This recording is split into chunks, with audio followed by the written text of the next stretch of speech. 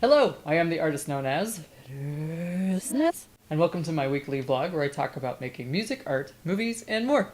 Last week I showed you all the behind the scenes footage from shooting my No Comfort in the Void music video. This week we're going to start putting it all together. Before I start editing, I like to make sure I have all my assets ready to go, which means I have to do a bit of drawing. Here I have my iPad Pro and Apple Pencil, which I'm going to use to draw the Vitruvian human parts. One of my favorite things about the app I'm using to draw, which is called Procreate, is that it takes a video of your drawing as you draw. If you've been with me a while, you've probably seen me post some of these process videos. Anyway, I'm going to use this to my advantage in the actual music video, as I'd like to have the draw-on effect. So hopefully it captures everything cleanly, and this will work.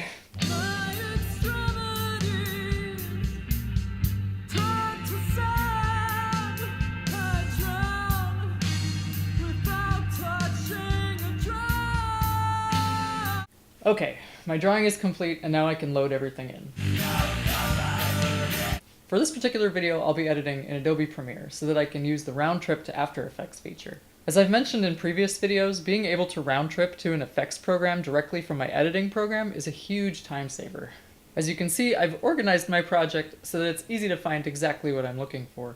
Because I shot the video out of order, I've got my shot list pulled up so I can cross-reference which shots were shot when. I've also got my video story outlined so that I have a bigger picture, easily accessible.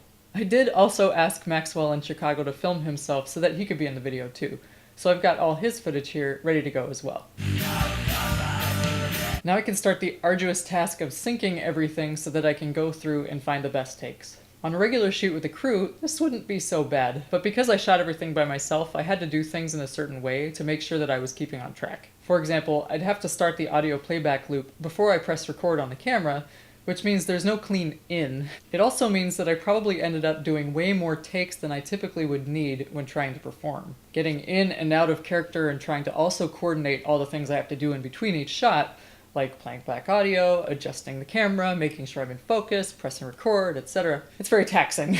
But obviously, I want to give the best and most convincing performance that I can, so that means leaving the loop running a little bit longer. Once I'm all synced up, I can start watching takes and making selects. This part is pretty boring to watch if you're not the editor, but I'll try to give you an idea of what I look for when I'm making these selections. For me, editing is mostly feeling. While you do have to pay attention to the visuals and the placements on screen, a lot of times you can adjust stuff like that. What you can't adjust is the raw feeling of the performance. Granted, it's much harder to judge your own performance than somebody else's. I, for one, am pretty harsh on myself.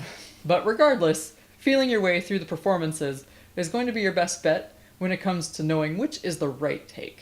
Art is about storytelling and conveying emotion. This particular music video is all about emotion, so it's important that I get strong feelings from the performances. I'll take all the best performances, then weave them together with the other visuals that I've made to tell the story in the most entertaining and beautiful way that I can manage to with what I've got.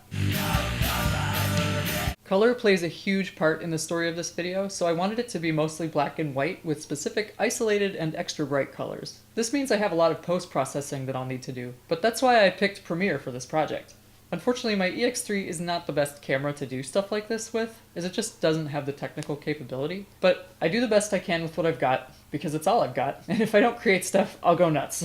So, there's my process of everything that happens after shooting on this particular music video. Is there anything you're really curious about that I didn't cover in this series? Ask away in the comments.